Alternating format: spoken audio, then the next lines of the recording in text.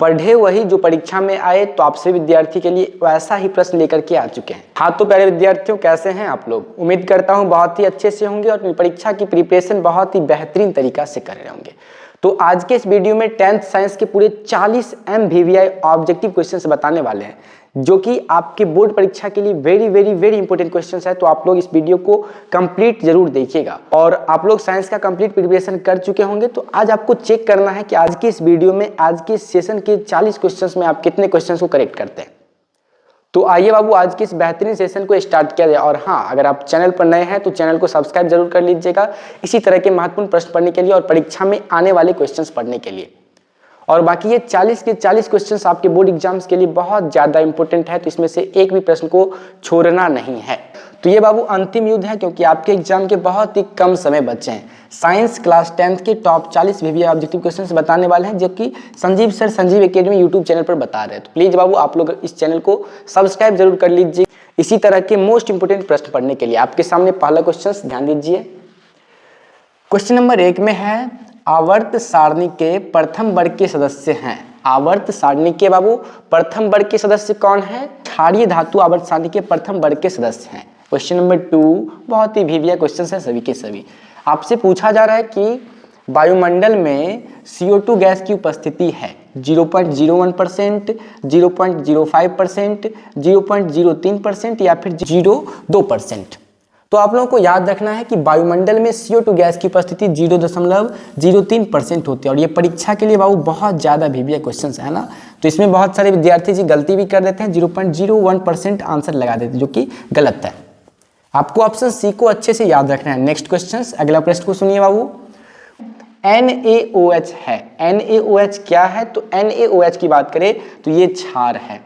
NaOH क्या है? तो NaOH क्षार है। आप लोग को ये याद रखना है, सोडियम हाइड्रोक्साइड एक क्षार है। अगला क्वेश्चन, क्वेश्चन 4, ऑक्सिन है। ऑक्सिन क्या है बाबू? ऑक्सिन एक हार्मोन है, वसा है, एंजाइम है या फिर कार्बोहाइड्रेट है? तो ऑक्सिन की बात करें तो ऑक्सिन सर हो जाएगा एक हार्मोन। ऑक्सिन क्या है? तो ऑक्सिन एक हार्मोन, इसको याद रखिएगा, बहुत ज्यादा VVI क्वेश्चन है। जितने भी प्रश्न आज की इस क्लास में बता रहे हैं, हर एक क्वेश्चन आपके एग्जाम के लिए बहुत ज्यादा VVI, तो एक भी प्रश्न को बिल्कुल नहीं मिस कीजिएगा। क्वेश्चन 5, मानव मादा के जनन तंत्र का भाग नहीं है। मानव मादा के जनन तंत्र का भाग कौन नहीं है? तो शुक्र वाहिका की बात करें तो ये इसका भाग नहीं है। क्वेश्चन नंबर नेक्स्ट, ये क्वेश्चन बाबू परीक्षा में बहुत पूछे जाते हैं और बहुत सिंपल भी है। परागकोश में होते हैं। परागकोश में क्या होते हैं? तो सर जी परागकोश में परागकण होते हैं। क्या होते हैं? परागकण। ऑप्शन नंबर डी सही। परागकोश में क्या होते हैं? तो परागकण को आपको याद रखना है। अगला क्वेश्चन, क्वेश्चन 7, स्वपोषी पोषण के लिए आवश्यक है। स्वपोषी पोषण के लिए क्या क्या चीजें आवश्यक है? CO2 आवश्यक है, क्लोरोफिल आवश्यक है, सूर्य का प्रकाश, या इनमें से सभी?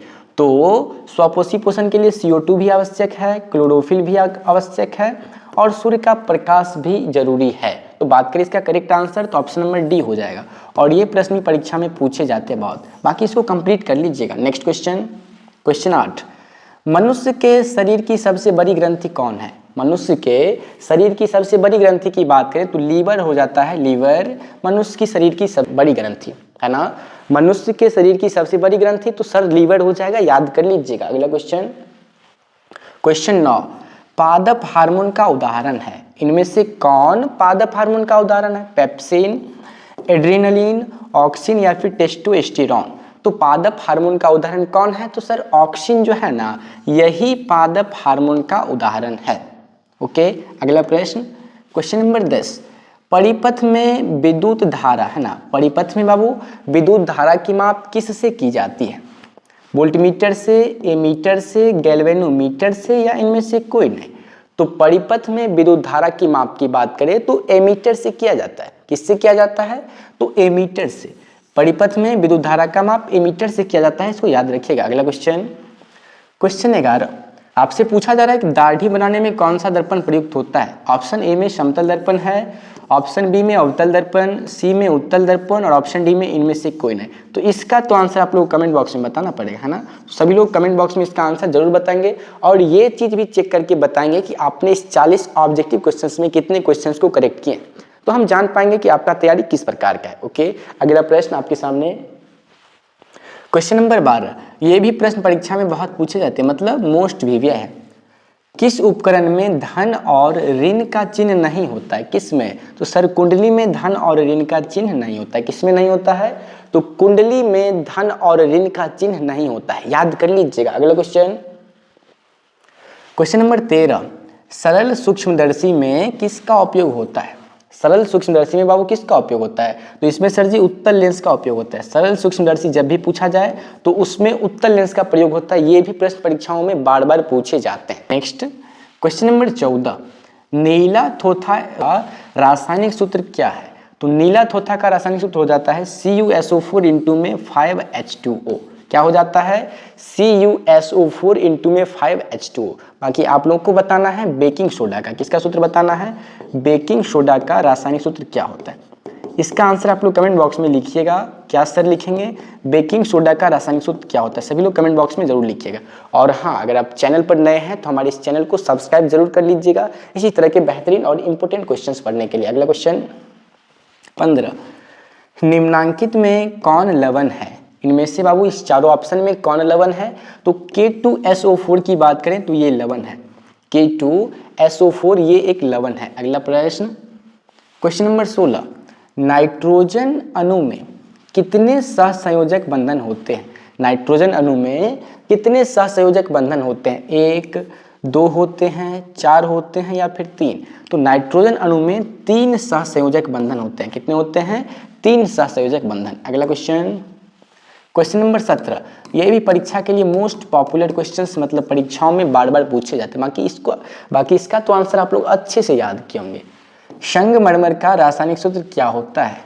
ऑप्शन ए में CaCO3 है और यही करेक्ट आंसर हो जाएगा। सिंपल, संगमरमर का रासायनिक सूत्र तो CaCO3 होता है सर। अगला क्वेश्चन, क्वेश्चन नंबर 18, ये डैश जगह दिया गया है और इसमें भरना है आपको कि वन संपदा का एक उदाहरण है। इस डैश जगह में आपको क्या भरना है कि वन संपदा का एक उदाहरण, तो ये हो जाता है लकड़ी। लकड़ी क्या है? तो लकड़ी है वन संपदा का उदाहरण। ये भी पॉपुलर क्वेश्चन है जो कि आपको रट लेना है। अगला क्वेश्चन नंबर 19, ये परीक्षा ऐसा कोई एग्जाम नहीं हो जिसमें ये प्रश्न पूछा ना जाए। कौन सा प्रश्न सर? तो चीनी का रासायनिक सूत्र क्या है? क्या क्वेश्चन में है कि चीनी का रासायनिक सूत्र क्या है? ये तो सब लोग को पता होगा कि C12, H22 और O11, यही होता है सर चीनी का रासायनिक सूत्र। Option number C correct answer. चीनी का रासायनिक सूत्र तो C12, H22 और O11। बहुत ही सिंपल सा है और आप लोग को रट लेना है। नेक्स्ट क्वेश्चन नंबर 20, इंसुलिन की कमी से होता है बाबू। इंसुलिन की कमी से क्या होता है? तो इंसुलिन की कमी से सर जी मधुमेह रोग होता है। कौन सा? तो मधुमेह हो जाता है। और अब आप लोगों को बताना है कि आयोडीन की कमी से कौन सा रोग होता है। क्या बताना है सर जी? तो आयोडीन की कमी से कौन सा रोग होता है? कमेंट बॉक्स में छापिएगा सभी लोग। ओके, अगला क्वेश्चन नंबर 21, खुला परिसंचरण तंत्र किस में पाया जाता है? खुला परिसंचरण तंत्र किस में पाया जाता है? तो ये सर जी कॉकरोच में जो है ना, कॉकरोच में ही खुला परिसंचरण तंत्र पाया जाता है। 21 के बाद 22 नंबर क्वेश्चंस। ये क्वेश्चंस भी एकदम वीवीआई क्वेश्चंस है। क्वेश्चन में आपसे पूछा गया है कि यूरो 2 का संबंध है। यूरो 2 का संबंध किससे है? वायु प्रदूषण से, जल प्रदूषण से, मृदा प्रदूषण से या इनमें से कोई नहीं? तो यूरो 2 का संबंध सर जी वायु प्रदूषण से है। किससे है? वायु प्रदूषण से। यूरो 2 का संबंध वायु प्रदूषण से। ऑप्शन नंबर ए सही। अगला क्वेश्चन नंबर 23, निम्नांकित में कौन जैव अनिम्नीकरणीय पदार्थ है? निम्नांकित में से कौन अजैव, हाँ ठीक है ना, निम्नांकित में से कौन जैव निम्नीकरणीय पदार्थ है? सॉरी, फिर गलती हो गया। निम्नांकित में से कौन जैव अनिम्नीकरणीय पदार्थ है? तो ये प्रश्न का आंसर हो जाएगा DDT जो है ना, यही जैव अनिम्नीकरणीय पदार्थ का उदाहरण है। ओके, पदार्थ है, जैव अनिम्नीकरणीय पदार्थ है। ओके, अगला प्रश्न, क्लोरोफिल वर्णक का रंग है।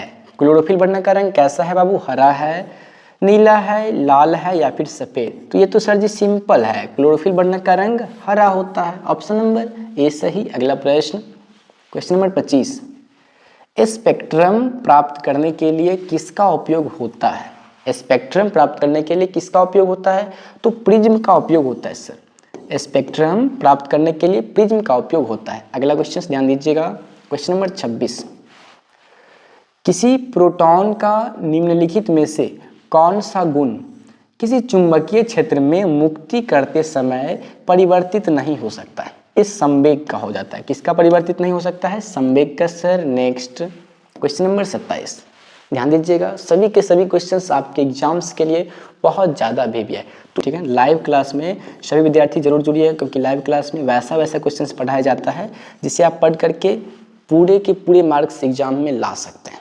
सही में हर एक क्वेश्चंस आपको लाइव क्लास से टकराएगा मिलेगा, तो आप लाइव क्लास में जरूर जुड़िए।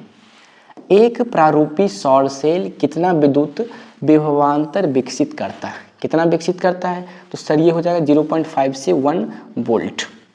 कर्नाटक में जल संग्रहण स्थान को क्या कहा जाता है?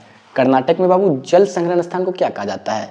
एडिस कहा जाता है, सुरंगम कहा जाता है, आहार कहा जाता है, या फिर कट्टा? तो बात करें कर्नाटक में जल संग्रहण स्थान को सर जी कट्टा कहा जाता है। क्या कहा जाता है? कट्टा। अगला क्वेश्चन, क्वेश्चन नंबर 29, इसमें बहुत सारे विद्यार्थी जी गलती करेंगे। क्वेश्चन को सुनिएगा, एक कूलॉम विद्युत आवेश कितने इलेक्ट्रॉनों में समाये आवेश के तुल्य होते हैं? इसका तो आंसर आप लोग कमेंट बॉक्स में बताएं, है ना। इसका आंसर सभी लोग कमेंट बॉक्स में बताएं, क्योंकि इसमें बहुत सारे विद्यार्थी जी गलती करेंगे। तो जो विद्यार्थी जी इस वीडियो को देख रहे हैं और इस क्वेश्चन से मिले हैं, तो प्लीज़ कमेंट बॉक्स में इसका आंसर जरूर लिखिएगा। और ये प्रश्न भी परीक्षा में पूछे जाते हैं। निम्नलिखित में से कौन असंतृप्त हाइड्रोकार्बन है? निम्नलिखित में से कौन बाबू असंतृप्त हाइड्रोकार्बन है? तो एथीन की बात करें ना, एथीन, तो यही है असंतृप्त हाइड्रोकार्बन। ऑप्शन नंबर सी को करेक्ट करिएगा। अगला क्वेश्चन, क्वेश्चन नंबर 31, एल्कोहल में, ध्यान दीजिएगा, एल्कोहल में उबली पत्ती पर आयोडीन विलयन की कुछ बूंद डालने पर पत्ती का रंग हो जाता है। कैसा हो जाता है? तो सर जी पत्ती का रंग नीला और काला हो जाता है। किस टाइप का हो जाता है? नीला काला के टाइप का हो जाता है। ओके, ये चीजें आप लोग याद रखिएगा। 32 को समझिए ध्यान से। 32 नंबर क्वेश्चन, यदि किसी समबाहु त्रिभुज जिसे प्रिज्म में है ना, निर्गत कोण और विचलन कोण क्रमशः 40 डिग्री और 30 डिग्री है, तो आपतन कोण तो 40 30 70, और 120 में से 70 घटाएंगे तो ये हो जाएगा सर जी 50 डिग्री। कितना हो जाएगा? 50 डिग्री। ऑप्शन नंबर बी सही। नेक्स्ट ध्यान दीजिएगा बाबू, अगला प्रश्न, क्वेश्चन नंबर 33, वेरी इंटरेस्टिंग और परीक्षा के लिए भी है, क्वेश्चंस भी है, बहुत ज़्यादा भी है। क्या है क्वेश्चन सर? तो एक उत्तल लेंस की क्षमता एक डायोप्टर है, एक उत्तल लेंस की क्षमता एक डायोप्टर है, तो उस लेंस की फोकस दूरी हो जाएगी, फोकस दूरी बराबर क्या हो जाएगा? तो ये हो जाएगा सर जी, उत्तल लेंस है ना, उत्तल लेंस तो प्लस में होगा, तो ये माइनस वाला गया बेचारा, ये माइनस वाला गया। ओके, ए और सी अब सही होगा। एक डायोप्टर तो 1 मीटर हो जाएगा, और 1 मीटर बराबर सर 100 सेंटीमीटर होता है। तो अब बताइए 10 सेंटीमीटर होगा? जी नहीं सर, ऑप्शन सी हो जाएगा, प्लस में 100 सेंटीमीटर। फोकस दूरी कितना हो जाएगा? प्लस में sir 100 centimetre. Option number C एकदम करेक्ट। 34 पर ध्यान दीजिएगा। क्वेश्चन नंबर 34 को सुनिए, निम्नलिखित में से कौन सा वायरस संक्रमित रोग है? वायरस संक्रमित रोग की बात करें तो HIV एड्स ये जो है ये संक्रमित रोग है। नेक्स्ट क्वेश्चन नंबर 35, पराग नलिका का बीजांड की ओर, ध्यान दीजिएगा, ये क्वेश्चंस में एग्जाम्स में पूछे जाते हैं। पराग नलिका का बीजांड की ओर वृद्धि करना किस प्रकार के अनुवर्तन से संबंधित है? वो किस प्रकार के अनुवर्तन से संबंधित है? रसायनानुवर्तन। किससे संबंधित है? रसायनानुवर्तन से संबंधित है। अगला प्रश्न, एड्रेनलिन हार्मोन स्रावित होता है। एड्रेनलिन हार्मोन बाबू स्रावित होता है किससे? थाइमस ग्रंथि से, या पीयूष ग्रंथि से, हाइपोथैलेमस ग्रंथि से, या फिर अधिवृक्क ग्रंथि से? अधिवृक्क ग्रंथि से। तो ध्यान दीजिएगा बाबू, एड्रेनलिन हार्मोन स्रावित होता है अधिवृक्क ग्रंथि से। किससे स्रावित होता है? तो सर अधिवृक्क ग्रंथि से स्रावित होता है। इसको रट लीजिए, ये परीक्षा में पूछा जा सकता है, एकदम मोस्ट बेबिया क्वेश्चन है, एकदम बेबिया। अगला क्वेश्चन बाबू ध्यान दीजिए, क्वेश्चन नंबर 37 पर हम लोग पहुंच चुके हैं। पूछा जा रहा है आपसे एसिटिक अम्ल का तनु विलयन के बारे में ध्यान देना है।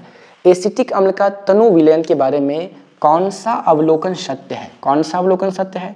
तो यह सिरका सी गंध देता है। कैसा गंध देता है? तो यह सिरका सी गंध देता है। ऑप्शन नंबर ए एकदम राइट आंसर। 38 पर फोकस कीजिए। क्वेश्चन नंबर 38, जब लिटमस विलयन न तो अम्लीय होता है, क्या? जब लिटमस विलयन न तो अम्लीय होता है और न ही क्षारीय, तब इस विलयन का रंग होता है। तब इस विलयन का रंग कैसा होता है? तो इस विलयन का रंग सर जी बैगनी होता है। कैसा होता है? बैगनी। ये क्वेश्चंस भी परीक्षा में पूछे जाते हैं बहुत, मतलब मोस्ट वीवियर क्वेश्चंस इसको मान सकते हैं। पूछा जा रहा है आपसे श्वसन के अंतिम उत्पाद है। श्वसन के अंतिम उत्पाद क्या है? तो CO2 और H2O।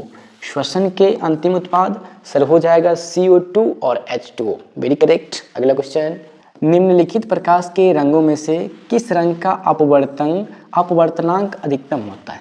किस रंग का अपवर्तनांक अधिक होता है? ऑप्शन ए में हो जाएगा लाल, ऑप्शन बी में पीला, सी में हरा और ऑप्शन डी में बैगनी। तो इसका तो आंसर आप लोग कमेंट बॉक्स में बताना ही पड़ेगा।